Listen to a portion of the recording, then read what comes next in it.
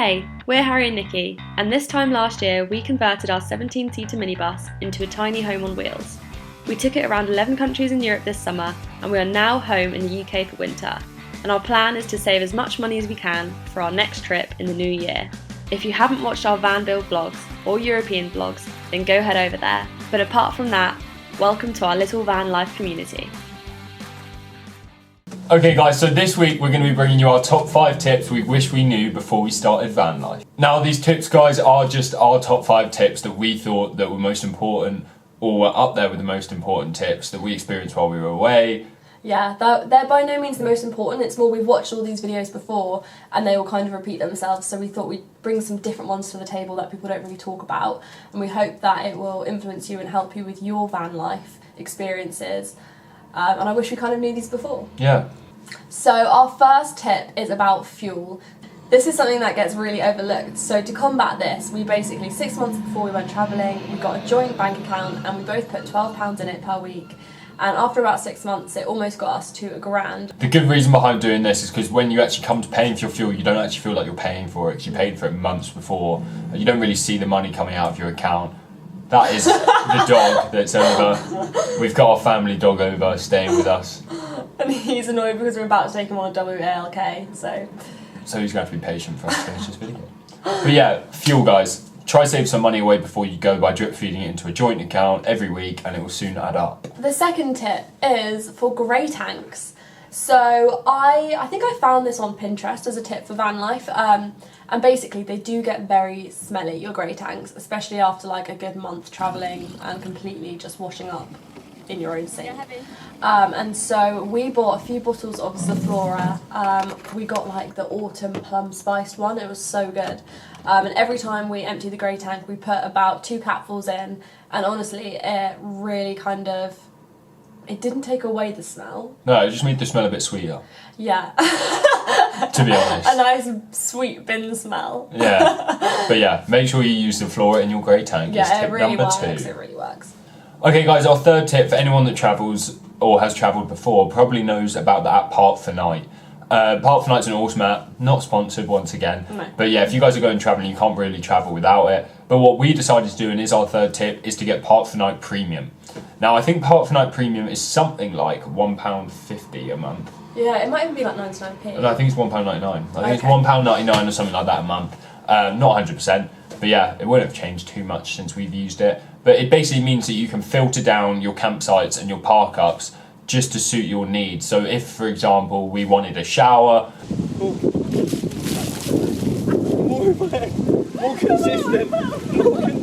Yeah. We could put shower accessible on Park for Night Premium, and it would show us all the park-ups that have a shower available to us. And it's literally here, parked up for the night, and this is the beach.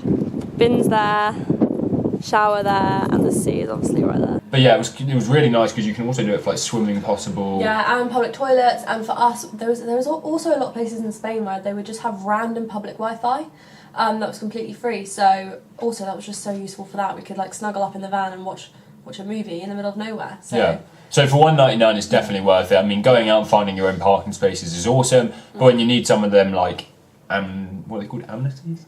Amenities. Yeah, you can use the Park for Night Premium app. So make sure you do that. That's tip number 3. Thank you very much.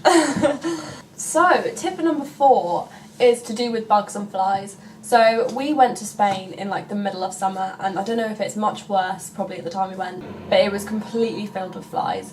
Like we could not get, we felt like, you know those horses that are in the fields and they are constantly being attacked by flies and you just can't get them away? Yeah, we were literally that. It felt like we were like that for 2 months. So we would really suggest, if you're going van lifing over the summer, to invest in some mosquito nets. We didn't in the end because it was kind of halfway through when we got to Spain and we were like, whatever, skin, so yeah. We just didn't. But we ended up getting one of them electric rackets. Yeah, and that was probably the best £1 we've ever spent. Yeah. Sorry, vegans. Yeah. So yeah, just get some nets. Honestly, they're only £20 from Amazon, and you can cut them to the shape of like your van doors. I'll link them below. So this is tip number 5, guys, and this is for more people that haven't started doing their van conversions yet, but are just thinking about van life. And the tip is to do the electric setup yourself. Now that might sound scary, it might sound daunting. We thought the exact same when we started looking at our electric setup, but it turns out it's not that hard. And it worked pretty well, and it was so much cheaper. And I think that's the main thing, is if you want to keep your costs low, then do the electrics yourself. Yeah. And watch our video explaining it all through to help you, and we've got all of our PDFs that you can see, so you can see every single thing that we bought and buy it yourself if you want. Yeah, so episode 12 of our van build will be linked below. But yeah, there's just really helpful PDFs on there, and it's got literally every product you need to copy our electric setup. So yeah, don't be too scared of doing your electrics. Obviously do a lot of research before, but don't be scared to do it yourself, because it costs a lot to get someone else to do it for you. I think the quotes from other people I've heard are like $5,000, and we did our electrics for £990 or something, so don't even bother. And it doesn't even take long. It's just thinking about it before it takes long. Exactly. And we've done all that for you, so you're welcome. Mm-hmm. Okay, so that is it for this video. We hope these tips helped you.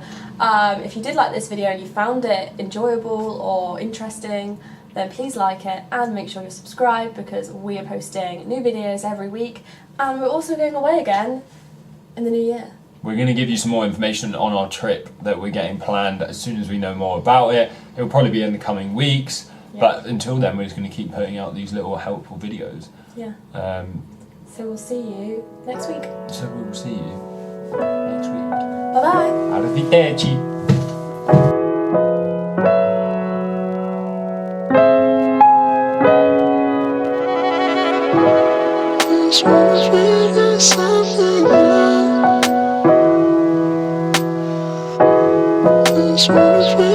Something